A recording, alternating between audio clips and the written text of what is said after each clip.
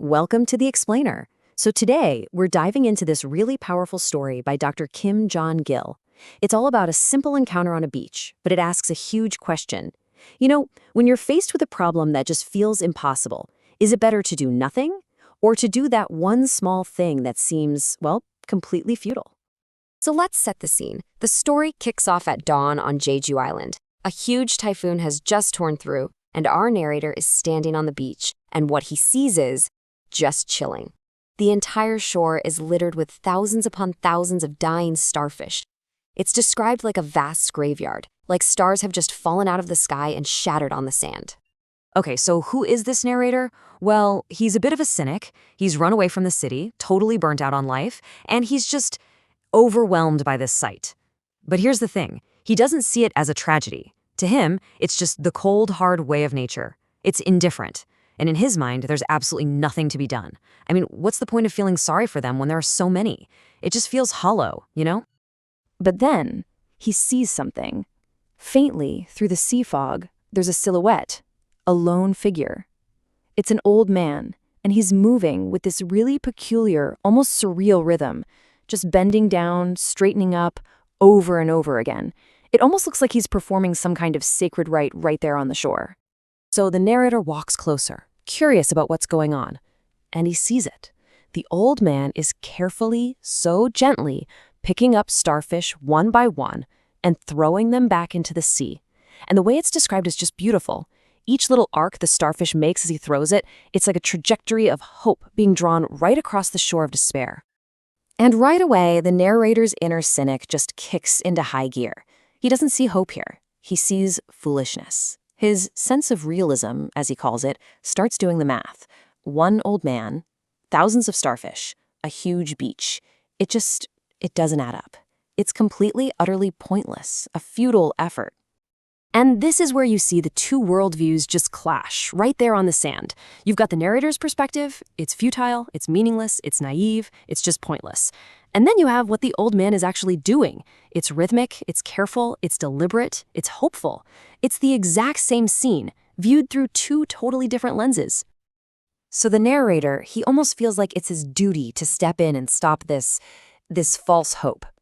So he finally goes up to the old man to confront him. He says something like, "Sir, it's a futile effort. You can't save all of them." And the story says his voice comes out sharper than he meant it to, just dripping with his own cynicism.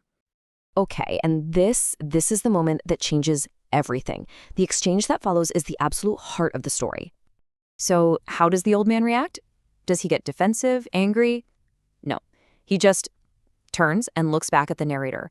And his eyes are described as being deeper and calmer than the sea itself, like they've seen all the cynicism in the world and are completely unfazed by it. And then he says something the narrator totally doesn't expect. He agrees with him. He just calmly says, "You're right, young man. I know I can't save them all with my strength alone." He's not arguing. He's acknowledging the logic, the sheer scale of the problem. And then he just bends down again. He picks up one more small starfish. And with all his might, he throws it back into the water. There's this little splash that echoes across the beach. And that single sound, it just hits the narrator. And this is it. The old man looks back with this faint smile, and he says the words that just shatter everything. But it mattered to that one. For that one little starfish, his action was the whole world. And just like that, something inside the narrator collapses. In that one moment, all those cynical walls he'd built up around himself just crumble to dust. His whole perspective shifts, right? He stops seeing the overwhelming problem and starts seeing the single individual life. He realizes what those walls were made of. They were built out of his obsession with meaning and efficiency and results. He was so focused on needing a big, measurable outcome that he couldn't see the simple, powerful act right in front of him. And this leads to this huge flip in his thinking. He realizes the old man's effort wasn't futile at all. You want to know what was truly futile? It was his own helplessness, his decision to stand there and do nothing just because he couldn't do everything.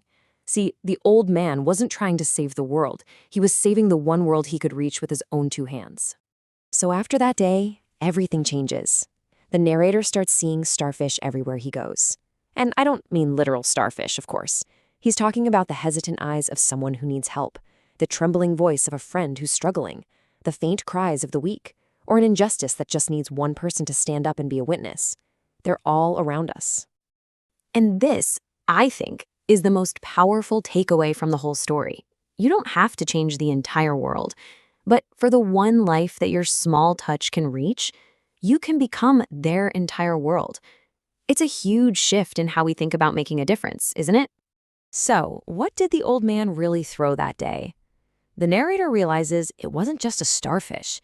He threw a question that landed right in the narrator's soul and has been echoing there ever since. And really, it's a question for all of us. Are we the ones who look at a huge problem, calculate the odds, and just turn away because it feels too big? Or are we the ones who bend down for that single life that's right there at our feet? Which one are you going to be?